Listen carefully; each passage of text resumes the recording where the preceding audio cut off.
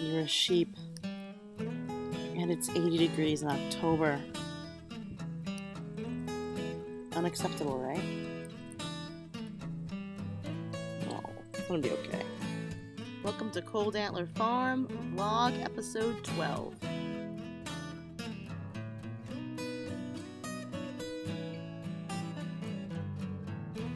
Every time I talk, I get interrupted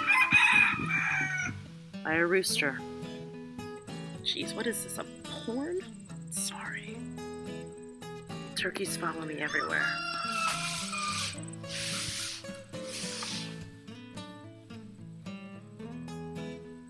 So last night on Facebook I asked, what out of the following three things is keeping you from having your own dream farm or homestead? Is it money?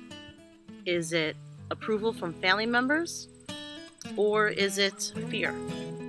And the number one response, overwhelmingly, out of hundreds of private messages and 70-some public comments people left, the overwhelming response was money.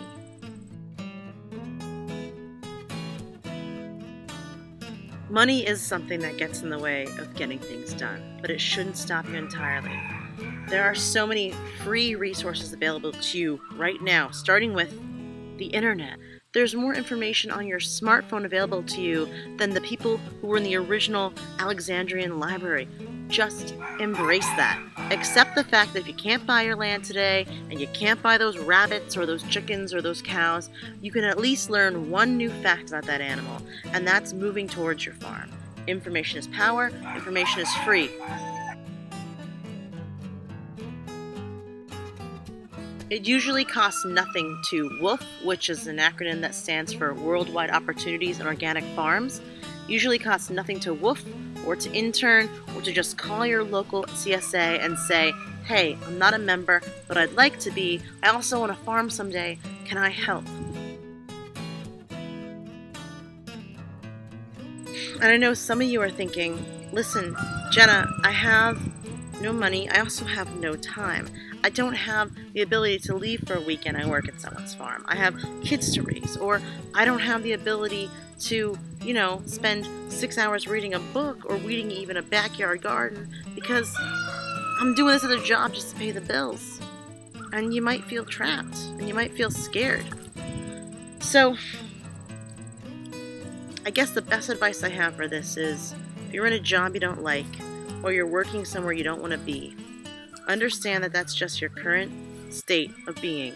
And whoever is your employer, whether you like him or not, that employer is your personal investor in the life you want.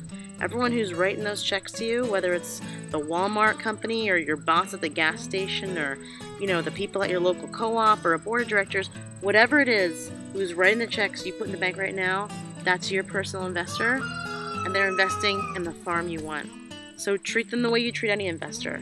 Be happy going to that office job. Be happy going to that, that teaching class. Whatever it is you're doing, be grateful for it and happy about it because they're investing in your personal future.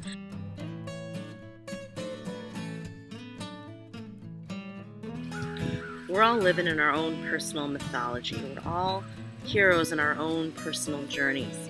And for some people, the idea of dropping everything and moving to the farm is exciting and invigorating, and you're just saving up the money and paying off debts to make that happen. You got a plan, and you're doing it. To other people, that sounds terrifying. Probably because your whole life you've been told that that's not the safe or smart choice, or it's not what real people do. Well, let me say one of the best things I ever heard, and it came from one of you on a post. There is no such thing as real world or fake world, or idealistic or silly. Life is about decisions. It's all about choices.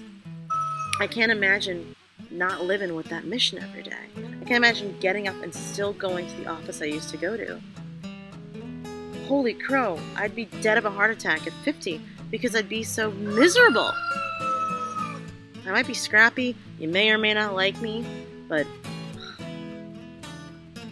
I'm still here. I'm still here. That's something to be proud of. And I am.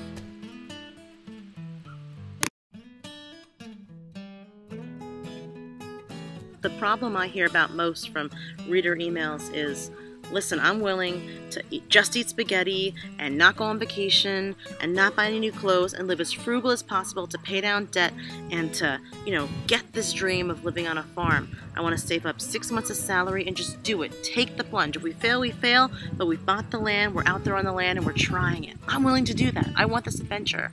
But their wife or their husband or their kids do not want to do it. And this is a situation that I feel unqualified to talk about. My only advice, and take it with a grain of salt, is let them know how much this means to you. Let them know. Let them know why. Let them know how hard and how long you've wanted this, and be honest. Pour your heart out. As far as I know, and as far as all of us know in factuality, we've got this one trip on this heavy rock spinning around the sun, and we don't get more time the older we get. It's not something to put off. If you want to farm. Figure out a way to do it. Make the sacrifices.